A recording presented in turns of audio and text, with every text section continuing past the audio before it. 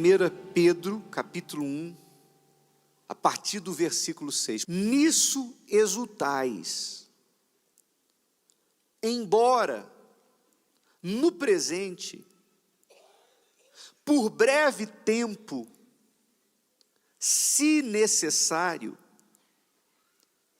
sejais contristados por várias provações. Preste bem atenção nisso. No presente, por breve tempo, se necessário, quer dizer, uma questão de necessidade, sejais contristados por várias provações, para que, uma vez confirmado o valor da vossa fé,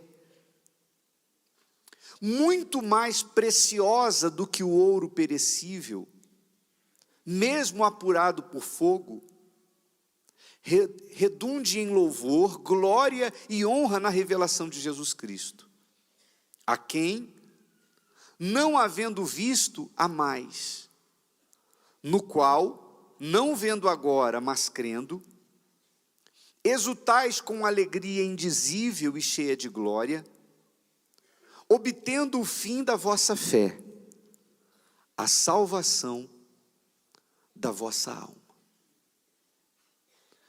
Então, o apóstolo Pedro nos adverte, mostrando que é possível, pode ser, que seja necessário que por algum tempo na nossa caminhada da fé rumo à salvação,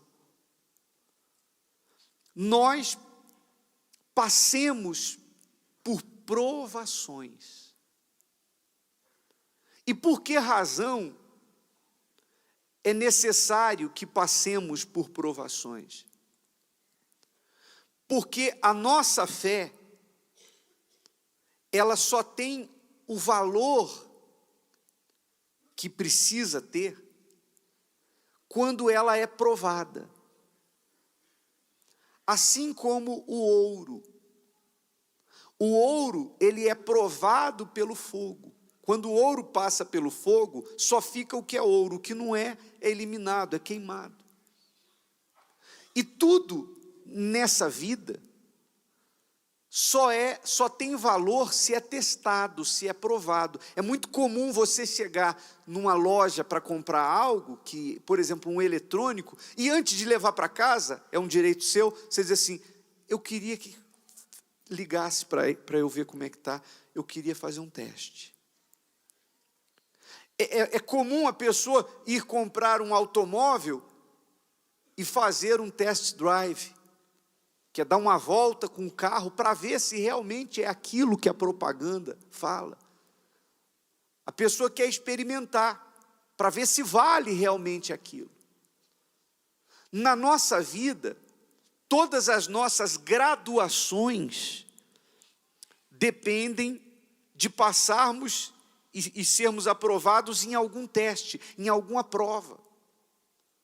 E quanto maior for a conquista, mais difícil é a prova.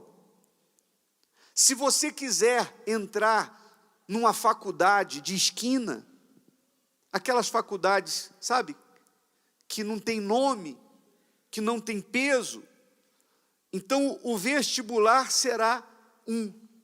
terá um nível de dificuldade. Mas se você quiser passar no vestibular de uma faculdade federal, que é muito mais concorrido, então a prova vai ser mais difícil. Então, na nossa vida, Deus não faz nada sem antes nos provar. Porque enquanto nós falamos que temos fé, isso não nos diferencia de ninguém. Todos os grandes heróis da fé passaram por provações. Passaram também por tentações. Bispo, qual é a diferença da tentação para a provação?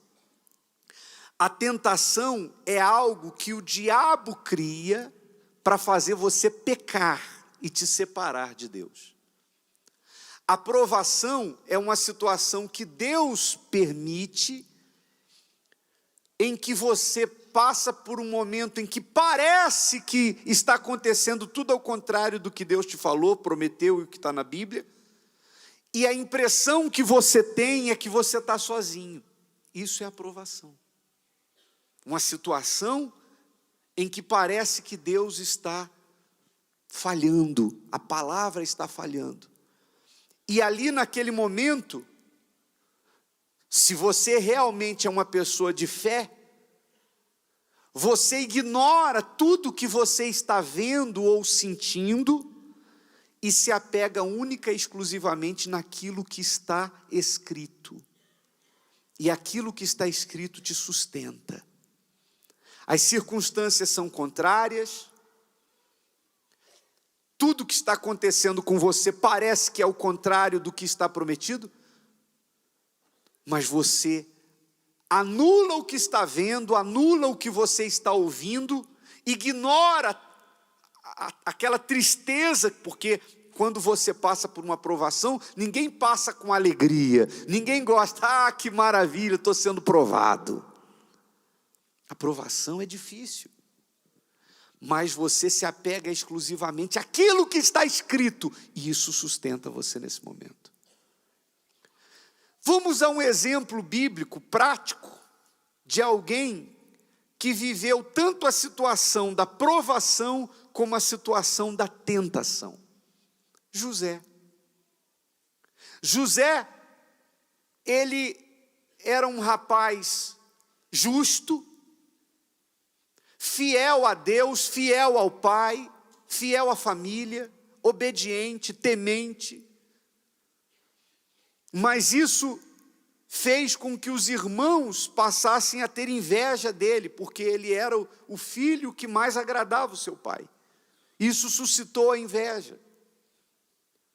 Deus prometeu para José, Deus se revelou para José, dizendo que ele seria o maior dentre todos os seus familiares, que todos os irmãos iriam se curvar para ele. E a partir daí, os irmãos passaram a se voltar contra ele. E como você deve saber da história, os irmãos o venderam como escravo e disseram para o pai que ele havia sido morto por um animal. Levaram uma roupa dele suja de sangue e falaram, está aqui, um animal matou e comeu nosso irmão.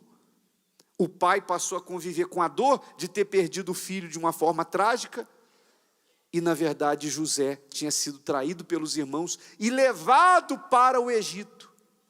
Ora, a promessa dizia que Deus faria os irmãos se curvarem para ele. Como é que essa promessa o afasta dos irmãos? Como é que ia cumprir-se essa promessa se ele foi levado para o Egito e, humanamente falando, ele não sabia nunca mais, não sabia se jamais voltaria a ver os irmãos? Então ele tinha tudo, as circunstâncias levavam ele a duvidar da promessa. Mais do que isso, as circunstâncias levavam ele a cultivar no coração uma mágoa do tamanho do mundo, porque ele sofreu uma tremenda injustiça, e não foi de estranhos, foi de irmãos, porque uma coisa é você ser traído por pessoas que nem te conhecem, enganado por quem não te conhece, e outra coisa é você traído pela sua própria família. Como é que pode se esperar o mal de quem é sangue do seu sangue? E ele foi levado para o Egito e foi morar na casa de um homem chamado Potifar.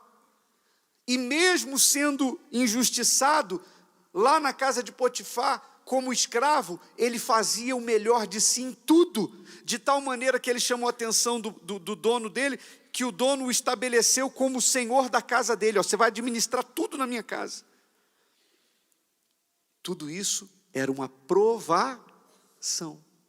Ele estava passando por uma prova. E aí, diante de tal provação, não bastando isso, a mulher de Potifar, que deveria ser muito bonita, porque ela era ela é esposa de um dos oficiais do Egito, passou a ficar de olho em José, ele era jovem.